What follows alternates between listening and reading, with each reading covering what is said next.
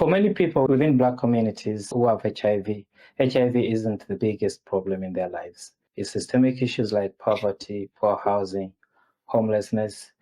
And as chair of the Housing Communities and Local Government Committee, what do you think can be done to fix this?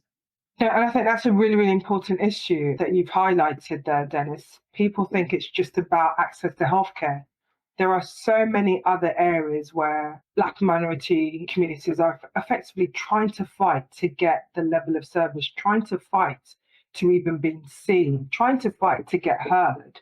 And we can't expect people to have adequate healthcare, but then going back home to really poor housing.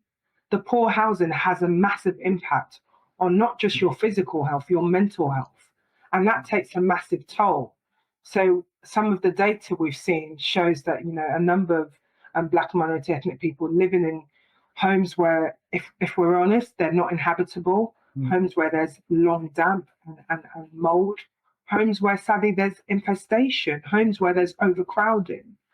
A number of people waiting to get adequate housing provision from local authorities, from housing associations, even for people within the private rented sector as well. Some of them are scared about raising some of those conditions with private landlords because of the fear of them being evicted through no fault of their own.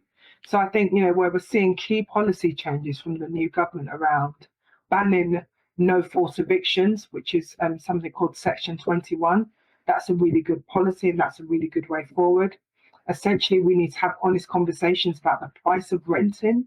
A number of people will not qualify for social housing. They'll have to rely on the private rented sector, but renting, especially in inner London boroughs, in other key urban cities, Manchester, Liverpool, it's so expensive and out of reach for many people.